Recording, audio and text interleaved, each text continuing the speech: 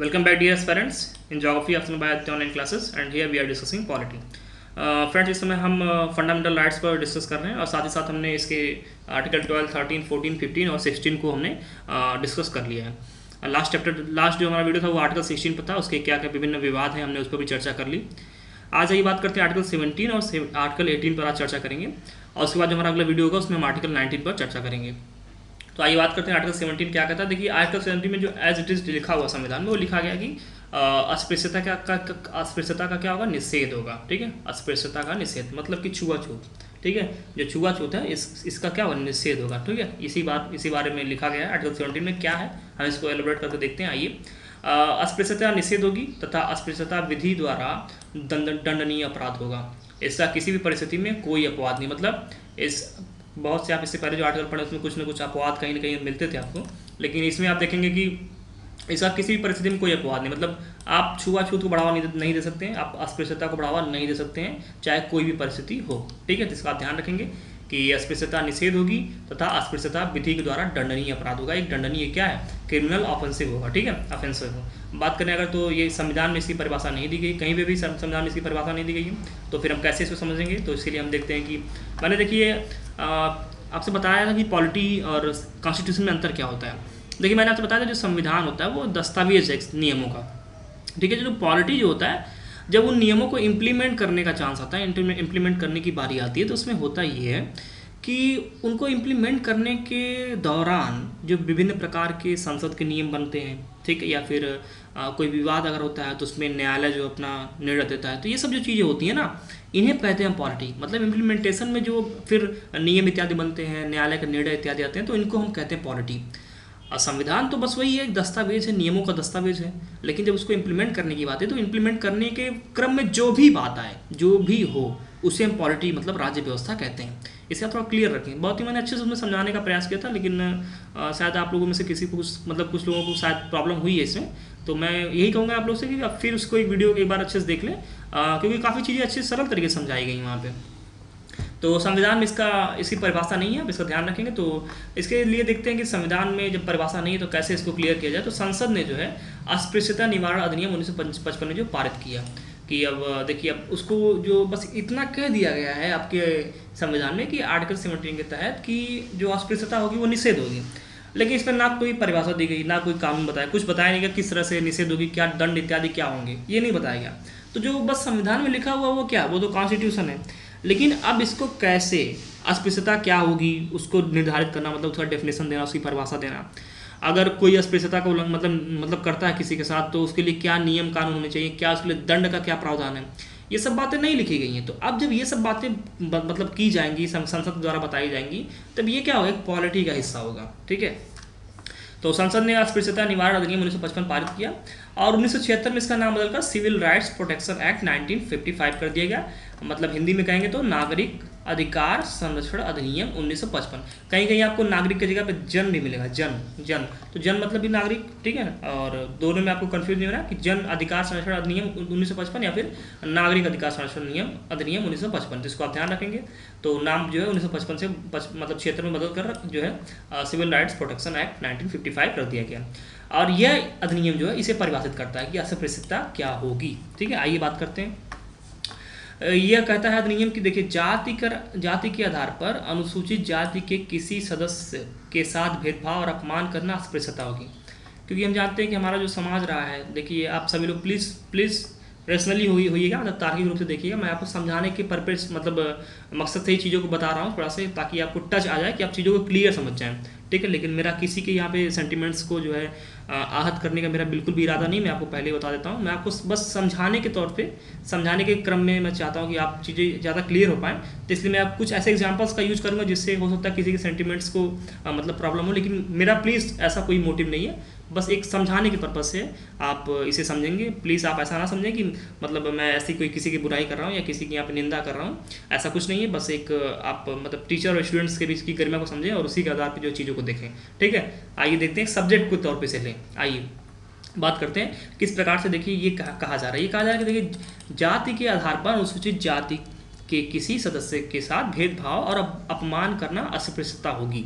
ठीक है, क्योंकि आप देखेंगे भारतीय जो समाज है इसमें आप देखें तो जो मतलब हमारी अनुसूचित जो जातियाँ हमारी हैं, देखेंगे तो आप लगातार इन्हीं मतलब छुआछूत का दर्जा दिया गया है। ठीक है, मतलब अब फिलहाल तो चीज़ें बदल रही हैं, लेकिन अभी अगर शुरुआत से हम देखें तो एक जो लंबे समय से चला आ रहा है, तो लोग इन्हें मतलब बिल्कुल पसंद नहीं करते। जो ऊंची जातियाँ होती हैं तथाकथित, जो ऊंची जातियाँ होती हैं तथाकथित, ठीक है, सो कॉल्ड जो ऊंची जातियाँ होती हैं वो तथाकथित इन छोटे जातियों से क्या करती हैं, भेदभाव करती हैं। मतलब जैसे होता है कि अभी भी गांव में आप देखते हैं कहीं कहीं मतलब कि इनके हाथ का पानी नहीं पीना चाहते हैं, या फिर मतलब सामने नहीं, किसी शुभ कार्य में इनको नहीं रहने देना चाहते हैं। मतलब कई समस्याएं, देखिए ये बहुत बड़ी समस्या है हमारे समाज में, जो कि अभी तक विद्यमान है, जबकि हम इस मॉडर्न समाज में जी रहे हैं। लेकिन ये रूढ़ियाँ जो अभी भी आपको गाँव में कहीं कहीं देखने को मिल जाएंगी। शहर में तो ऐसी कोई बात नहीं, शहर इस मामले में जो काफ़ी प्रगतिशील है, लेकिन अभी देखेंगे तो आप भेदभाव इत्यादि जो है आपको मिल जाता है। तो वही बात कहा जा रहा है कि जाति के आधार पर अनुसूचित जाति के किसी सदस्य के साथ भेदभाव और अपमान करना अस्पृश्यता होगी। देखिए ये बात सिर्फ मैं नहीं मान रहा हूँ, ये बात सिर्फ मैं नहीं मान रहा हूँ कि जो है अनुसूचित जाति के जो लोग होते हैं उनके साथ अस्पृश्यता का भेदभाव किया जा रहा है। ये बात तो आपका देखिए जो संसद जो कानून बना रही है अस्पृश्यता अधिनियम, उस पर भी वो लोग भी इस बात को मान रहे हैं। तो सिर्फ मेरी बात आप ये मत समझिएगा सर आप ऐसा करें, आप ऐसे कैसे कर सकते हैं। देखिए मैं ऐसा कुछ भी नहीं कर रहा, मैं आपसे शुरुआत में बता दिया कि ऐसी कोई बात नहीं है। लेकिन अब चूंकि जो रियल है चीज़ें जो अभी समाज यहाँ पर चली आ रही है, जो कि एक जाहिर सी बात है कि उसमें कोई दो राय नहीं कि एक कुप्रथा है, एक अच्छी बात नहीं है, ऐसा नहीं होना चाहिए। सभी इंसान सभी मानव बराबर हैं। तो ये बात सिर्फ मैं नहीं मान रहा, बल्कि ये संसद के नियम बता रहे हैं कि ऐसी समस्याएं अभी भी देखी जाती हैं। ठीक है, तो अब जबकि ये समस्या हमारे समाज में विद्यमान है, तो इस समस्या के निवारण के लिए हमारे पास कुछ नियम होने चाहिए कि नहीं। तो जब कोई नियम आप बनाएंगे तो पहले आप ये तो बताएंगे समस्या क्या है। अब जब समस्या बताएंगे तो उसमें फिर आप कहेंगे, देखिए जो मेनली अगर देखा जाए तो जो तथाकथित निम्न जातियाँ मतलब अनुसूचित जातियाँ हैं, उनके साथ भेदभाव छुआछूत की स्थिति जो है मतलब अस्पृश्यता उनके साथ किया जाता है, अस्पृश्यता को उनके साथ बढ़ावा दिया जाता है। तो ये हम बताएंगे कि हाँ ये समस्या देखिए इस पर्टिकुलर तबके के साथ है। ठीक है, और जब हम ये समस्या बताएंगे तभी हम उसके लिए फिर कानून भी बना सकेंगे कि समस्या क्या है, तब हम उससे कानून बना सकेंगे ना। अब मान लीजिए आपको समस्या पता नहीं तो फिर आप उसको सॉल्व कैसे कर पाएंगे। तो पहले इसके लिए हमें समस्या जानना जरूरी है। तो हम देखेंगे तो मेनली जो अनुसूचित जातियों के जो सदस्य जो लोग होते हैं उनके प्रति ऐसे भेदभाव और अपमानजनक जो है मतलब बातें की जाती हैं। मतलब जाति सूचक अपमानित शब्द कह देते हैं। देखिए इसको भी मैं कहूँगा कि आप लोग फिर से बुरा ना माने। जाति सूचक अपमानित शब्द मतलब कि देखिए पर्टिकुलर जाति का नाम ले लिया जाता है, फिर कह दिया जाता है कि मतलब एकदम वही हो गया वो क्या है ना। देखिए आप समझ जाएंगे आप चीज़ों को, मैं वहाँ शब्द मैं इस्तेमाल करना नहीं चाहता हूँ, मैं अपने ज़बान पर उस शब्द को लाना नहीं चाहता हूँ, क्योंकि मुझे खुद भी अच्छा नहीं लगता है।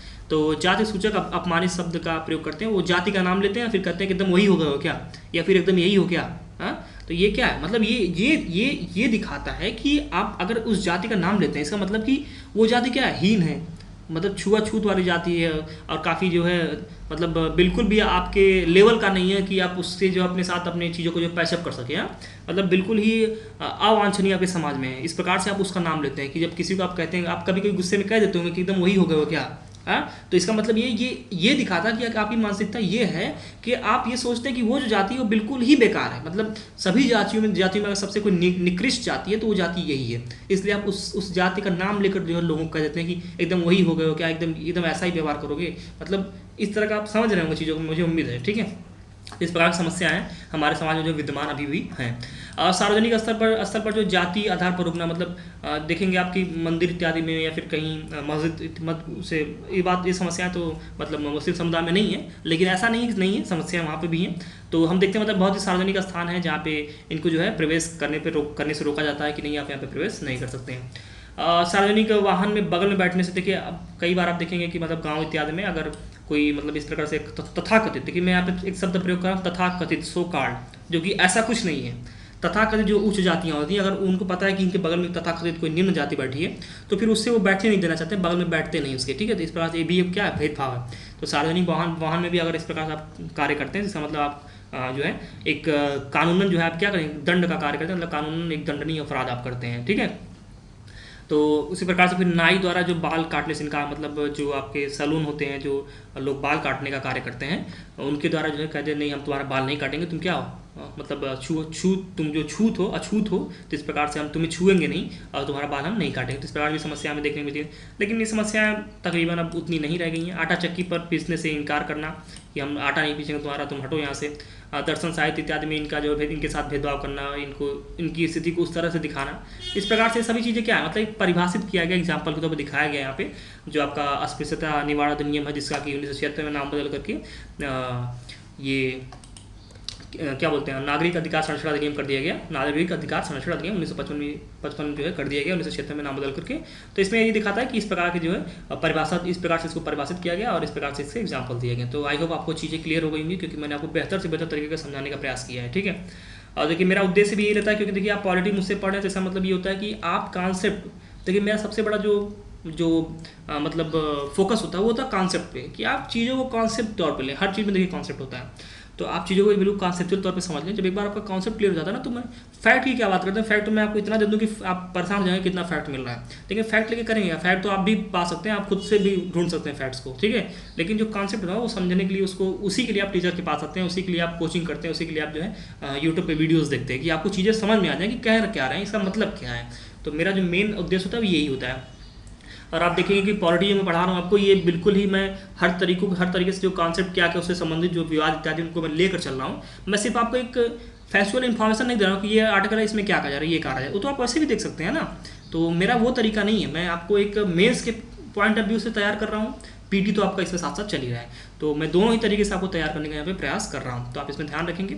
तो बात करें तो अब सज़ा, देखिए अब सज़ा की बात करें कि अगर आप इस प्रकार से जो है मतलब छुआछूत करते हैं तो फिर उसके लिए क्या सज़ा का क्या प्रावधान है। तो पहली बार अगर आप करते हैं, मतलब अगर फर्स्ट टाइम अगर आप ये करते हुए पकड़े जाते हैं, तो उसके लिए आप जो है 1 से 6 महीने की जो है कैद हो सकती है, एवं या फिर 100 से 50 रुपये तक 500 रुपये तक क्या जुर्माना हो सकता है। मतलब या तो 1 से 6 महीने तक कैद हो सकती है, या तो 100 से 500 रुपये तक का जुर्माना हो सकता है, या तो दोनों हो सकते हैं, ठीक है। तो इसका ध्यान रखेंगे आप, पहली बार करने पे आपका 100 से 500 तक। दूसरी बार अगर आप करते हैं वही कार्य, तो फिर उसके बाद 6 महीने से एक वर्ष तक की सज़ा पड़ जाती है। मतलब मिनिमम जो है 6 महीने, मैक्सिमम जो है 1 वर्ष, और साथ ही साथ 200 रुपये या फिर 200 से 500 रुपये जुर्माना लगता है, या फिर दोनों ही साथ में लगते हैं। तो इस बात का आप ध्यान रखेंगे कि इस प्रकार से दूसरी बार करने पर, तीसरी बार करने पर क्या होता है, 1 वर्ष मिनिमम और मैक्सिमम 2 वर्ष, और 500 से 1000 रुपये जो जुर्माना, या तो ये लगेगा या तो ये लगेगा, या तो फिर दोनों ही एक साथ लगते हैं। और उसके बाद जब चौथी, पाँचवीं, छठी, सातवीं, आठवीं बात जब करेंगे तो उसके बाद भी क्या यही सज़ा का मैक्सिमम है, ठीक है। इसको आप ध्यान रखेंगे। तो मैक्सिमम आपको 1 से 2 वर्ष की सज़ा मिलती है और 500 1000 रुपये तक का जुर्माना देना पड़ता है, ठीक है। तो ये सज़ा का प्रावधान किया गया इस नागरिक अधिकार संरक्षण अधिनियम 1955 के द्वारा, जो कि जिसका कि नाम 1976 में बदल के रखा गया। अब आइए हम अगले आर्टिकल की बात करते हैं, जो है उपाधियों का निषेध। आर्टिकल 18 ये कहता है कि संविधान में ये कहता है कि उपाधियों का क्या होगा, निषेध होगा, ठीक है। अब इतनी बात यहाँ पे कह दी गई। तो अब बात करते हैं इसमें क्या कहा जा रहा है। देखिए राज्य कौन सा राज्य, जो मैंने आपको आर्टिकल 12 में बताया है, ठीक है। आर्टिकल 12 वाला राज्य, आर्टिकल 12 में जिस राज्य के बारे में बताया गया है वही राज्य की यहाँ पे बात हो रही है। तो राज्य कोई उपाधि नहीं दे सकता, ध्यान रखेंगे आप। निजी संस्थाएं दे सकती हैं, लेकिन राज्य है वो कोई भी उपाधि नहीं दे सकता है, ठीक है। लेकिन इससे क्या 2 अपवाद हैं। कौन से अपवाद हैं, सैनिक उपाधि और शैक्षणिक उपाधि। देखिए राज्य आपको सैनिक उपाधि भी दे सकता है और शैक्षिक उपाधि भी दे सकता है। सैनिक उपाधि का एग्जाम्पल देखें तो परमवीर उपाधि दी जाती है, वो आप देखेंगे अब्दुल हमीद जो थे उनको परमवीर की उपाधि दी गई थी। तो आपको यहाँ पे देखेंगे सैनिक उपाधि यहाँ पे राज्य दे सकता है, ये अपवाद है, ठीक है। और देखेंगे कि आप जो परमवीर ये जो उपाधि है, ये हमारी सेना में सबसे बड़ा सम्मान है, सबसे सर्वोच्च जो है उपाधि है, ठीक है। बात करेगा शैक्षणिक होता है, जब आप पीएचडी होल्डर होते हैं, मतलब पीएचडी आप कर लेते हैं, तो फिर आपके नाम के आगे डॉक्टर लग जाता है। मान लीजिए कोई ए है तो डॉक्टर ए, ठीक है। तो इस प्रकार से आप डॉक्टर लगा सकते हैं। तो ये जो शैक्षिक और जो सैनिक जो उपाधियाँ होती हैं, ये अपवाद स्वरूप है। बाकी जो राज्य कोई भी उपाधि नहीं दे सकता, इसका आप ध्यान रखेंगे। लेकिन निजी संस्थाएं दे सकती हैं, उससे राज्य का मतलब नहीं होता है। और भी कुछ यहाँ पे प्रावधान किए गए। देखिए भारतीय नागरिक विदेशी राज्य से उपाधि नहीं ले सकता है, इस बात का भी ध्यान रखेंगे। कोई भी भारतीय नागरिक, अगर आप इंडियन सिटीजन हैं तो आप किसी विदेशी नागरिक से जो है मतलब विदेशी राज्य से जो है उपाधि नहीं ले सकते हैं। दूसरी बात करें तो भारत में लाभ का पद, देखिए लाभ का पद मतलब कि सरकारी पद, प्राइवेट पद नहीं। अगर आप किसी प्राइवेट कंपनी इत्यादि में हैं तो वो लाभ का पद नहीं है, लेकिन जो आप अगर सरकारी किसी पद पर है तो इसका मतलब वो लाभ का पद है। तो हम लाभ का पद आगे भी देखेंगे। भारत में लाभ का पद जो है सरकारी पद, मतलब कि लाभ का पद धारण करने वाला विदेशी, ऐसा कोई विदेशी जो भारत में राज्य के अधीन जो है जो नौकरी है, जो रोजगार है, उसके अंतर्गत जो है रोजगार कर रहा है, विदेशी राज्य से उपाधि ले सकता है। अगर कोई विदेशी आदमी आपके देश में राज्य के अंतर्गत मतलब रोजगार कर रहा है तो वो चाहे तो विदेशी राज्य से उपाधि ले सकता है, लेकिन भारत के राष्ट्रपति से अनुमति लेकर, ठीक है। भारत के राष्ट्रपति से वो अनुमति लेकर पहले, उसके बाद ही वो विदेशी नागरिक जो कि भारत राज्य के अधीन जो है रोजगार कर रहा है, वो विदेशी राज्य से उपाधि ले सकता है। तो ये एक प्रावधान ये भी है। एक प्रावधान ये है कि भारतीय नागरिक या भारत में लाभ का पद धारण करने वाला विदेशी राज्य से पद लाभ उपहार ले सकता है। देखिए जो भारतीय नागरिक है या फिर भारत में जो क्या कर लाभ का पद धारण करने वाला है, ठीक है, वो क्या करता है विदेशी राज्य से पद, मतलब पद, लाभ या उपहार ले सकता है। मतलब कि वो विदेशी नागरिक से, मतलब विदेशी राज्य में कोई पद ले सकता है, ठीक है, किसी लाभ को ले सकता है, किसी उपहार को ले सकता है, लेकिन लेकिन लेकिन लेकिन भारत के राष्ट्रपति से अनुमति लेकर। तो एक प्रावधान ये भी कि अगर कोई भारतीय नागरिक है या फिर कोई भारत में लाभ का पद धारण करता है तो वो विदेशी नागरिक, विदेशी राज्य से क्या कर सकता है, पद, लाभ, उपहार ले सकता है, लेकिन भारत के राष्ट्रपति जो है उनसे अनुमति लेकर के, ठीक है।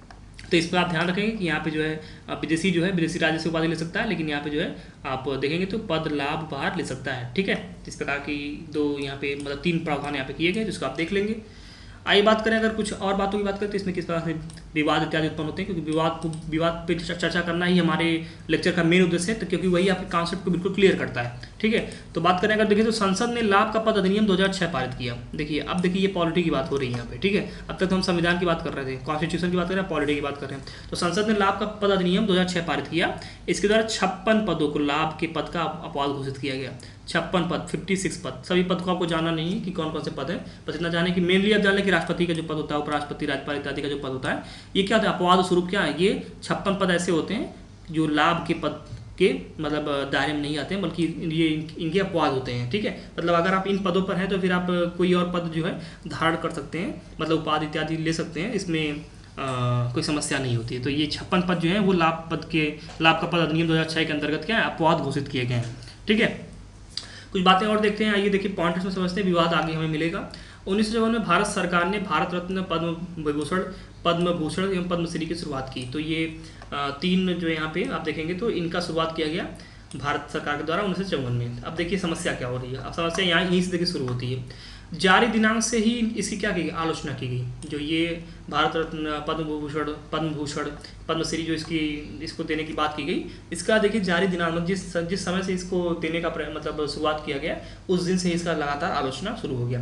अब ध्यान रखें कि आप जो सर्वोच्च सम्मान है भारत का वो है भारत रत्न, दूसरा पद्म भूषण है और पद्म विभूषण है, और तीसरा जो है पद्म भूषण है, चौथा जो सर्वोच्च सम्मान है वो पद्मश्री है। ये एक सीरियल में लिखा हुआ है, ठीक है, कि सबसे बड़ा सम्मान भारत रत्न, दूसरा सबसे बड़ा सम्मान पद्म विभूषण, तीसरा सबसे बड़ा सम्मान पद्म भूषण एवं चौथा जो है पद्मश्री है। तो आचार्य कृपलानी इसके सबसे बड़े आलोचक रहे हैं और इन्होंने इसकी आलोचना के लिए जो आधार बनाया वो आर्टिकल 18 को बनाया। आर्टिकल 18 क्या कहता है कि जो संविधान है आपका वो उपाधियों का क्या करेगा, उपाधियों का निषेध करेगा, मतलब उपाधियों को अंत करेगा, मतलब उपाधि नहीं दी जाएगी।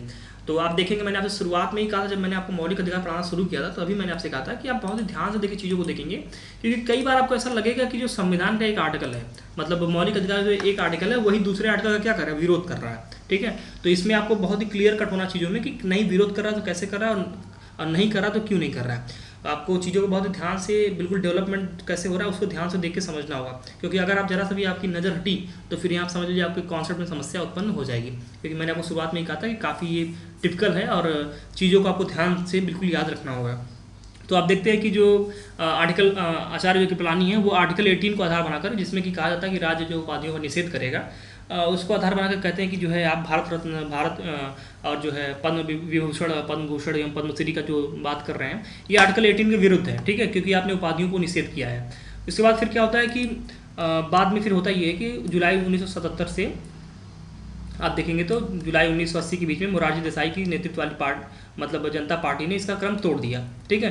तो जो आपकी यहाँ पे और इनका क्रम मतलब कि तोड़ दिया, मतलब कि इनको देना बंद कर दिया गया, ठीक है, क्योंकि इनको लगा मतलब कि ये आर्टिकल 18 में क्या है, विरुद्ध है।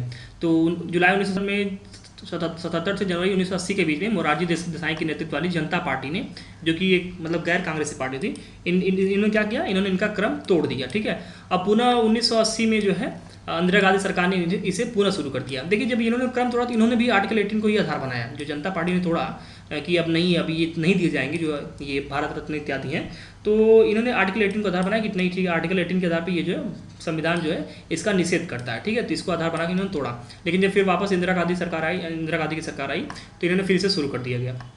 अब इस बीच देखते हैं थोड़ा सा समस्या क्या होती है, मतलब एक केस के माध्यम से समझते हैं कि बाला राघवन बनाम भारत संघ 1996। इस केस के माध्यम से समझेंगे कि न्यायालय क्या करा। आप देख रहे होंगे ये भी एक पॉलिटी का क्या हिस्सा है। मैंने आपसे कहा था कि पॉलिटी जो है वो क्या होता है, जब किसी भी संविधान में किसी भी नियम को आप इम्प्लीमेंट करते हैं तो उसके उस इम्प्लीमेंटेशन के समय के दौरान जो विभिन्न संसद के नियम बनते हैं, ठीक है। और जो न्यायालय के नियम मतलब न्यायालय का जो फैसले आते हैं ये सब क्या होते हैं, पॉलिटी के पार्ट होते हैं। तो आप अब यहाँ पे देख रहे हैं कि पॉलिटी किस तरह से आपकी काम कर रही है। तो बालाजी राघवन बनाम भारत संघ 1996 में, इसमें क्या होगा, इन उपाधियों का विरोध किया गया। कहा गया कि ये जो उपाधि हैं इनको आर्टिकल 18 के आधार पर विरोध, मतलब आर्टिकल 18 को आधार बनाएगा, फिर कहा गया कि इन उपाधियों का जो भारतीय संविधान है वो निषेध करता है। ठीक है। उसके बाद फिर न्यायालय देखिए चीज़ों को यहाँ पे क्लियर करता है। ठीक है। अब देखिए न्यायालय का यहाँ पे भूमिका बढ़ जाती है। तो न्यायालय कहता है कि देखिए टाइटल मतलब उपाधि और अवार्ड दोनों में अंतर होता है। पहली बात आप समझ लीजिए कि टाइटल और जो आपकी अवार्ड है इसमें अंतर क्या है। टाइटल मतलब क्या हो गया, पहले के समय में आप देखते हैं राजा, किसी को राजा कहा जाता था, किसी को महाराजा कहा जाता था, किसी को सम्राट कहा जाता था। ठीक है। किसी को राय बहादुर, राजा साहब, दीवान बहादुर इत्यादि। ये मतलब एक प्रकार से क्या है, एक उपाधि है। ठीक है। तो अब देखेंगे जैसे सरदार वल्लभ भाई पटेल को सरदार की उपाधि दी गई, ये क्या है, उपाधि है। ठीक है। ये कोई सम्मान अवार्ड नहीं, ये टाइटल दिया जा रहा है। ठीक है। और देखेंगे विक्रमादित्य क्या है, ये भी क्या है, उपाधि जो हमें मिलता है इंसिडेंट इंडिया में मिलता है। विक्रमादित्य भी क्या है, एक उपाधि है। तो ये क्या, राजा, महाराजा, राय बहादुर, राजा साहब, राज साहब, दीवान बहादुर, विक्रमादित्य, ठीक है, सरदार, ये सब क्या है, एक उपाधि है। ध्यान रखेंगे आप, ये सब क्या है, एक उपाधि है, बल्कि ये अवार्ड नहीं है, मतलब ये सम्मान नहीं है। और संविधान जो उपाधि इसी की मनाही करता है, मतलब संविधान में आप किसी को उपाधि नहीं दे सकते हैं। ठीक है। संविधान ये कहता है कि आप किसी को कोई उपाधि नहीं दे सकते, इसका आप ध्यान रखेंगे। संविधान जो है उपाधि की मनाही करता है, टाइटल की मनाही करता है। लेकिन लेकिन लेकिन लेकिन जो अवार्ड, जो सम्मान होते हैं, जैसे भारत रत्न, ये क्या एक सम्मान है। पद्म विभूषण, पद्म भूषण, पद्मश्री, ये क्या एक सम्मान है, न कि उपाधि है। इसलिए जो है इसका जो भारत का संविधान है ये इसका विरोध नहीं करता है। तो अब इस आधार पर जो न्यायालय ने यहाँ पे स्पष्ट कर दिया कि जो भारत रत्न है, पद्म विभूषण है, पद्म भूषण है, पद्मश्री है, ये उपाधि मतलब कि टाइटल नहीं है, बल्कि ये क्या है, अवार्ड है, एक सम्मान दिया जा रहा है। ठीक है। एक व्यक्ति के कार्यों को देखते हुए और देश के प्रति उसको क्या दिया जा रहा है, ये सम्मान दिया जा रहा है। तो ये उपाधि नहीं है। और भारतीय जो संविधान है, ये संविधान जो है वो सम्मान मतलब अवार्ड्स को जो है अवार्ड लेने की मनाही नहीं करता, बल्कि टाइटल मतलब उपाधि की मनाही करता है। और आप विदेशों से भी सम्मान प्राप्त कर सकते हैं, इसका भी ध्यान रखें कि विदेशों से भी आप सम्मान प्राप्त कर सकते हैं, इसमें भी कोई दिक्कत नहीं है। ठीक है। तो आई होप आपको यहाँ पे टाइटल और अवार्ड के बीच में डिफरेंस क्या समझ में आ गया होगा।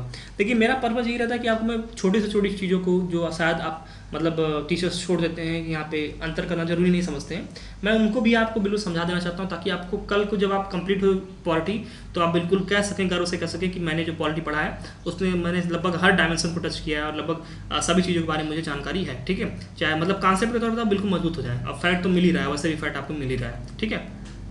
अब यहाँ पे देखिए एक चीज़ देख लेते हैं एग्जाम्पल के तौर पे। जैसे मान लीजिए कि यहाँ पे लिखा है भारत रत्न XYZ, मतलब कि वही नाम कोई श्रीमान है XYZ। ठीक है। तो आप यहाँ पे ऐसे नहीं लिख सकते कि भारत रत्न XYZ, मतलब ये गलत है। ठीक है। ये क्या है, गलत है, आप ऐसे नहीं लिख सकते हैं, क्योंकि ये क्या एक सम्मान है, एक उपाधि नहीं है। अगर ये उपाधि रहती तो यहाँ पे लिख सकते हैं कि राज साहब XYZ या फिर महाराजा XYZ, क्योंकि उपाधि में जो आप आगे लिख सकते हैं दीवान बहादुर XYZ, ठीक है, विक्रमादित्य XYZ, ठीक है ना। यहाँ पे सरदार वल्लभ भाई पटेल, तो यहाँ पे आप क्या करते हैं, उपाधि के समय में आप ऐसे कर सकते हैं कि आगे लिख सकते हैं, लेकिन जब सम्मान की बात आती है तो आप यहाँ पे इसको आगे नहीं लिख सकते हैं। आप लिख सकते हैं, आप अगर लिखना चाहे, वैसे तो लिखा नहीं जाता है, आमतौर पर लिखा नहीं जाता है, लेकिन अगर आप दिखाना चाहते हैं कि नहीं मुझे ये मिला है, तो आप कह सकते हैं कि XYZ भारत रत्न प्राप्त करता, या पद्म विभूषण प्राप्त करता, या पद्म भूषण प्राप्त करता, या पद्मश्री प्राप्त करता। ठीक है। इस तरह से आप लिख सकते हैं, ये सही है। अगर आप इस तरह से लिखेंगे तो फिर ये गलत है। अगर इस तरह से आप लिखेंगे तो मतलब इतना ज़्यादा प्रावधान है कि आपका जो ये सम्मान है छीना जा सकता है वापस। ठीक है। अगर आप इस तरह की चीज़ों का प्रयोग करते हैं तो इसलिए आप ध्यान रखेंगे ये तरीका सही है और ये तरीका जो है गलत है। ठीक है। तो फ्रेंड्स ये था, हमने आर्टिकल 17 आर्टिकल 18 पर चर्चा की अच्छे तरीके से। आई होप आपको सारे डायमेंशंस मैंने बता दिए हैं, आपको चीज़ें क्लियर हो गई होंगी, किस प्रकार से संविधान में चीज़ें दी गई हैं और किस प्रकार से न्यायालय में विवाद होता है, फिर विवाद का समाधान कैसे होता है और वर्तमान स्थिति क्या है। इन सब चीज़ों पर हमने चर्चा की, ब्रीफ हमने आइडिया लिया पूरा, मतलब एक डिटेल आइडिया हमने ले लिया है। तो हमने आर्टिकल 17 जो कि अस्पृश्यता पर है और जो आर्टिकल 18 है वो उपाधि पर है, इस पर हमने चर्चा कर ली। देखिए मैं आपसे यहाँ पे कहना चाहूँगा कि आप आर्टिकल्स जैसे जैसे चलते जा रहे हैं बिल्कुल अच्छे से याद करते जाएं, क्योंकि आगे भूलने की प्रवृत्ति बहुत ज़्यादा होती है। ठीक है। क्योंकि ये बहुत ज़्यादा आर्टिकल हैं, तो किस आर्टिकल में किसकी बात की जा रही है, इसकी भूलने की प्रवृत्ति होती है। इसीलिए मैं आपको इतना ज़्यादा मतलब चीज़ों को दे दे रहा हूँ, समझा दे रहा हूँ, न्यायालय इत्यादि का वर्णन कर दे रहा हूँ, ताकि आपको चीज़ें किसी न किसी स्टोरी के तौर पर आपको याद रह जाएँ। ठीक है। कि इस प्रकार से हुआ था कि जनता पार्टी ने जो क्रम तोड़ दिया था, फिर इंदिरा गांधी सरकार ने फिर शुरू किया उसको। ठीक है।